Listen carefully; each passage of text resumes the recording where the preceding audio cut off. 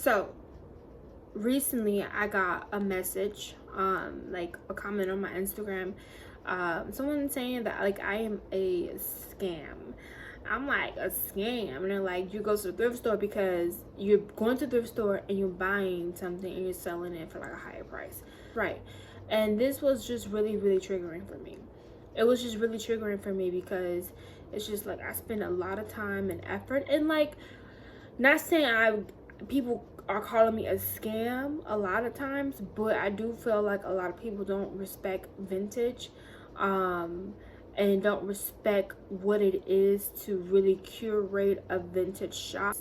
Having a vintage shop is not easy. Having a curated vintage collection takes a lot of work. You have to trust your eye. You have to find the things. It's like you're on the constant hunt. And as soon as you sell, you have to replace that item with something even better, or something that is going to live up to that last item. You know what I mean? So you're constantly on the hunt, and you're constantly just trying to get the best items for your clientele.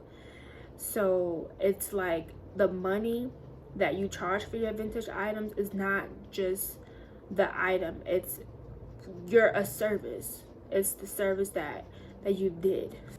And also, when you're selling vintage items, especially if you're selling online, you have to take a picture of every single item. Every single item you have to take a picture of, whether it's on you, whether it's on a model, whether it's laying out, whether it's hung up. It's still a lot of work, and you still have to take a picture of it, every single one. And plus you have to, like I said, ship every single item, go out and find another item like that. It's not like when you pay for things like wholesale and you have a certain amount of items that you need to buy for that season, or for the couple of months that you're going to be selling. You are constantly like on the move. So if you're thinking about having a vintage shop, just realize it's like and sometimes, even though I love it, sometimes I need a break because it's kind of like draining. It's like I went out, I found these beautiful items. It took me so long. I had this great win, and like, okay, they're sold. Now what's next? It's always a what's next, which honestly I feel like sometimes could be just mentally kind of like and just like worth ethic wise, it's just like I constantly have to just be on the move and be on the run. But I mean, all in all, I love that. I'm very like what's next. I'm very like creative. I really like things to be boom boom boom, but sometimes it could be a little bit much, and especially for people that don't really seem like they respect it. And the comment that the girl left really just had me feeling like just irritated and annoyed, because she's not the first person that I feel like have invalidated like what I do. A lot of times, sometimes even like clients, I'll explain to my clients like about like my curated vintage, and tell them like, yeah, it took a lot of time to find these items, and yeah, like it took a lot of time to source it, took a lot of time to find the right style for these items. And you know what they tell me, y'all? So it's thrifted, so it's secondhand. Like, no, my stuff is not thrifted, y'all. It's not like it's thrifted, but when I'm selling it, when Shape of the Queen is selling it, it's a curated vintage style. I curate outfits, I curate looks, I curate time periods, I curate all of this good stuff, and it's just like for people not to really see that, it's like, okay, it's expected, but it also it's just like, get out of my face if you're not gonna appreciate it. Bringing them back. So having a vintage shop, you have to take pictures of everything. You have to always constantly be on the hunt. Oh, and managing all the clothes too. If you want to get into this, hopefully you have a big storage unit. Hopefully you have room in your house or whatever to have all these items. It could be a lot. Constantly moving items in your house, constantly moving them out of your house. It's just all of these clothes always in a constant rotation. I like taking my clothes to the laundromat. I was washing them myself, but now I just have someone wash them for me at a self-service like laundromat. So I have her wash my clothes because it was a lot, y'all. Like, you have to go to the laundromat, sit there, wash all the clothes, transport them back into your car, transport them into your house, or if you're in an apartment, you gotta walk up the stairs. So, girl, it's a lot. So if you think about selling vintage, remember, like, the transporting itself. If you're not an organized person, which I definitely was not, and having a vintage shop has made me extremely way more organized and really on top of things, which I appreciate. But it was hard. You know, it was really, really, really hard for me to like get in the groove and get organized of things. So sorry, y'all, my camera keeps on messing up. What else we got? Yeah, I'm trying to. Okay, so yeah, so it's like to do all of that work and I have someone still say that it's a scam. It's just like a lot of like my reseller friends, a lot of my friends that, you know, own similar shops as mine, like they're young and they're doing it kind of as a way out. Like they're doing it really as like a way out, y'all. And it's not really like they're doing it for fun. Like, this is hard fucking work, and it's not even like they're doing it for the money either, because the money is decent, but it's not like you can't get rich off of like vintage for real. Like, it's a like off of just vintage and finding stuff and selling stuff, the business model to that, to make a lot of money from it, is just really not there. Like, there is definitely like a cap, you know what I mean? It's not like you have a big wholesale business, like a fast fashion business where, you know, it's like you have your routine in it and you can, you know, it's constantly going.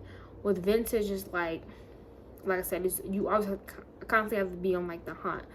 And not saying that is a scarce out there, but you can have dry months where you don't get, you know, a lot of good stuff. And, you know, even hiring people to thrift for you, like, it's just a lot. It's a lot of money that you have to put in, and a lot of money and time, that you would have to put in to really scale it. But it's just like the money you get back. So if you're thinking that these people are doing this for the money and charging $30 or $40 or even $50 for a shirt, is kind of like that is the bare minimum. You know what I'm saying? Like that's the bare minimum. You know what I mean? Like, most of these people, like I said, are really just, if I could kind of like translate it, I feel like, to like salary wise, I feel like when you first get into like selling vintage, you're probably gonna make like $35,000, $30,000, probably even less than that if you're selling like through third party apps like a Depop, or especially, it depends on what you're retailing to. Certain different other different categories, I feel like you can make a little bit more money, but you still have to like learn the ropes of like finding, you know, what you can sell. So I would feel like probably like income, like entry level, you'll probably make around like $25,000-$30,000 a year, and I feel like that's still and then max maybe like $150,000 a year, maybe. Like I said, you could really scale it and like have employees and stuff like that. But like I said, you still have to pay a lot. When you get that, you still have to pay a lot into the business. So that's just like my personal opinion on that, on the money thing. That's just kind of like how I feel. So it's like a lot of people, I sell vintage not because of the money, but because they really have a true passion for it and they really do love it. So when you come with comments and disrespecting vintage shops and talking about gentrification and it's a scam, and I should get into all that in another video, but it's just kind of disrespectful.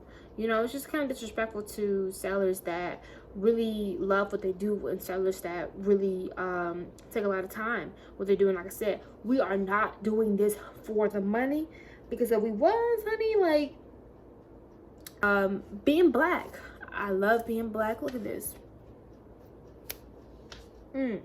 I love my brown skin. I love being black, but having a black vintage shop, I feel like is more difficult too. For one, I feel like vintage is not really big in black community. So a lot of times when I used to sell in black areas, it's like a lot of like people wouldn't really understand, and I'll explain to them and they'll just be like, oh, so like it's thrifted stuff, it's still secondhand. Ooh, you know what I'm saying? It's just like, no, like Like, no, like, it's a real thing, and people really like vintage. Like, people really buy into it. Let's talk about people saying they support black businesses. You know, a lot of people say, yeah, we got to support black businesses and all that. A lot of times I'll be like at a pop-up, or so, you know, selling like on major streets or whatever, like inside stores, and black people walk inside my, you know, look inside my stuff and see like I'm a black woman. Well, I would say maybe they don't know I own it, but I feel like I'm the only person in there, and I'm like, you know, and whatever. But they just like walk by, or even they'll, because when I sell with other people like in their shops, they'll walk in and like look at the other person's stuff who is not of color. They won't even glance at my stuff, or even try to talk to me to see like what business do I have. But I don't want this to make it seem like I'm just coming at black people, because I understand, y'all, we've been through a lot, and sometimes we just don't want to really be bothered. So it's not even like that. But I'm just saying, if you are a black person and you're thinking about having a small business, whether it's a small business, whether it's a vintage shop or any other business, don't count you just being a black business. Don't count on the fact that you being a black business that like black people are going to like support you, and like that's gonna make your shop like unique. Because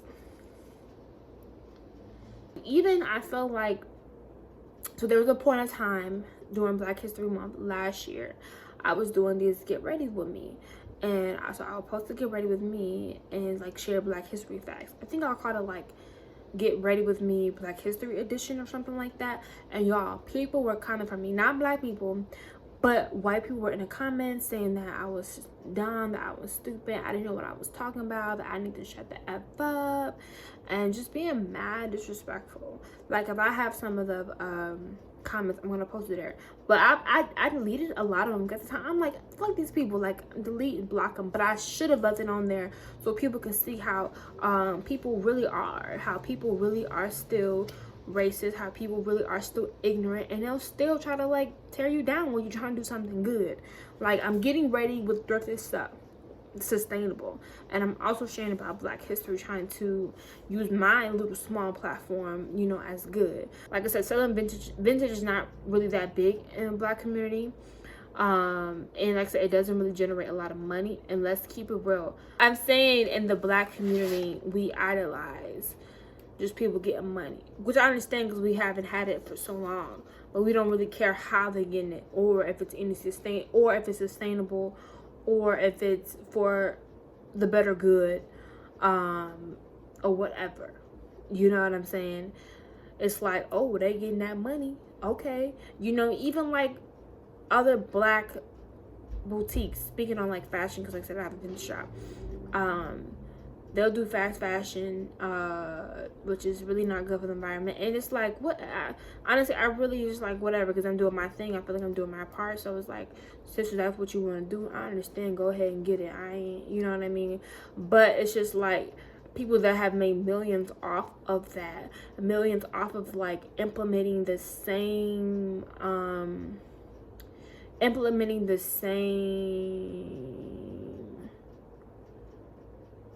motto of like a white capitalist would do, hiring cheap, you know, paying cheap, having the goods made out the country, so you don't have to, you know what I mean, so you don't have to spend all that money. Basically all the capitalist shit that y'all probably have seen like on YouTube. Like, let's be real. But if you have a Black person like me, small business owner, doing something good, you know, have like a business shop, I feel like it's them really not people just like, oh, like whatever, like, you know what I'm saying? Okay, sorry, my phone had died, y'all. The light is like really bad right now, but I really want to get this video done today. I've been like procrastinating, but y'all don't care about that. Anyway, let's get into I wouldn't call it the politics of it, but let's get into the environment. So usually thrifting, you like, if you have a vintage shop, you would think like, oh, like It's pretty chill because you work for yourself, and it's a really like solo type of thing, which it is. But being in the vintage community, you realize things in the vintage community, and you kind of just realize when you're black and a black woman vintage shop owner, it's a little different. I feel like a lot of people, especially depending on like what type of vintage you sell, like I said, when I was first starting, I used to sell vintage t-shirts a lot more, and the vintage shop, streetwear owners, vintage tee owners, shop owners, they look not like me. Most of them are males, and most of them are not black, not even minorities. You do have, I would say, but it's not like it's not like a crazy like ratio, like, you know what I mean? Like, there are some like black males, there are like some Hispanic males, there are like any, you know, other minority group vintage owners, because it's really not that it's not like, you know what I mean, it's not like super duper like closed off to other races. But black women, not really a lot. No, not really a lot. Now that's like, it's really rare to find a black woman, even a woman period, who like knows about vintage tea culture. Okay? And vintage tea culture is not inviting to black women. It is not it's not for us, you know. And the people that are not black women have, I feel like, kind of like made that clear. And I don't want to like just bash the vintage tea community, because a lot of people in the vintage community are friends of mine, but it's just like vintage tea culture, like I said, it's made for like the white male. Like, you know, when you go to a vintage tea market, usually hearing, you know, like the hip-hop, you're usually hearing, you're not, okay, scratch that. I want to like really help y'all understand it. Like, so for instance, okay, I'm gonna give y'all an example. So I go to the Ben's a lot, vintage outlet, okay? Usually at the Ben's, younger people that like have vintage shops usually are selling like vintage tees, selling vintage streetwear, i.e. like there are pretty like, everybody that does it is like, I'm like the only black woman. And like the conversations that I've heard, the respect on women, the respect on black people, period, it's just not there. Having a lot of other races, non-black vintage owners walking around in their hip-hop tee, walking around their black music tee, walking around in tees that have black women in it, black people in it, period. But y'all disrespecting black people, y'all saying the N-word, and y'all just like don't really make black people feel welcome. That's my opinion. And yeah, so in the Ben's, and being a woman, being in that environment where, you know, like I said, a lot of times it's all males, you know, in the younger, I wouldn't say the older, but in the younger vintage market, it's all guys, it's all males. And like I said, the conversations they have is just dumb. Like, especially I feel like with, you know, like being a woman, they try to hit on you, just say very just dumb stuff, and like, you know, just like this, I don't know, just like, yeah, people just making jokes of, oh, you know, you come to my house and for a t-shirt and I may kidnap you, and making a joke about it. Yeah. Go to my house because I got this t-shirt I want to show you, but I may have to hit you upside the head and drag you in the house. What? And that person has since apologized for it. And I was like, you know what, I understand how like this market is, and I understand this market is not for me, but I won't tolerate that.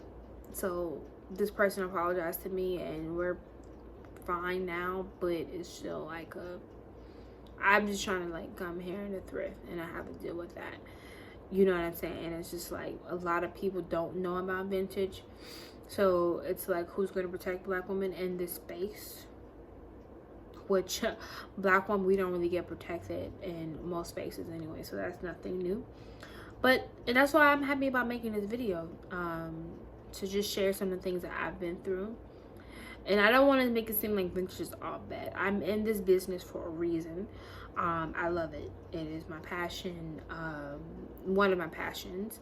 But it could be difficult. It could be difficult being the only one for starters. Like I said, especially when if I did more streetwear and I did more tees, but I kind of like back off of that and have been dabbled into women's wear a lot more. One, because I have more fun with the clothes, and two, like I don't want to, I'm gonna always have my vintage tees. I'll have a vintage tee collection always, but like you don't want to deal with like that, you know.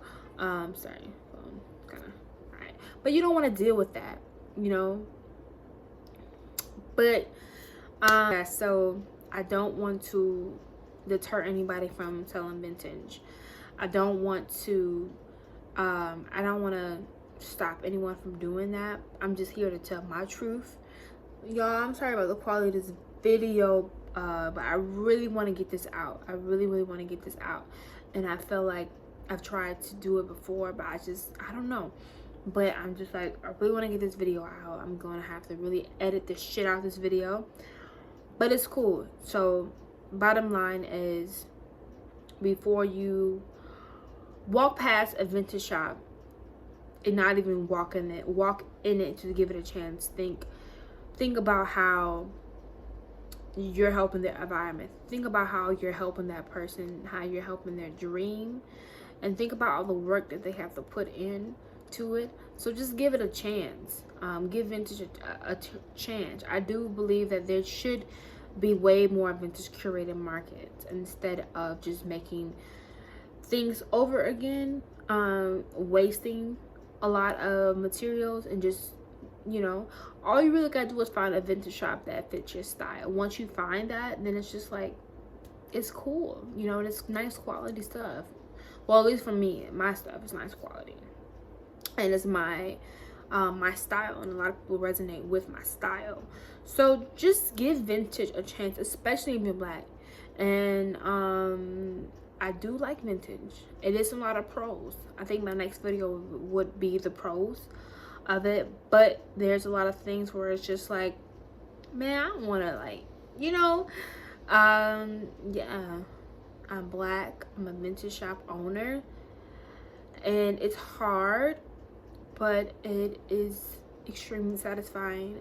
And I want more black people, I want more women to get into vintage. And not saying not a lot of women are in vintage, because it is, but the vintage, I'm talking about like the more like younger, like vintage market, like vintage tees and stuff like that, and just cutesy like women's wear stuff, like more the younger market, not like, because I feel like when people think of vintage, they think of like the sequins and they think of just like old, which it is old, like, let's be real.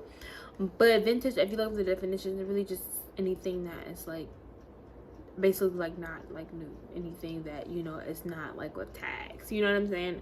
So it's just like, let's recycle these clothes, let's curate. The more curations we have, the more people will be fed their, you know, particular style.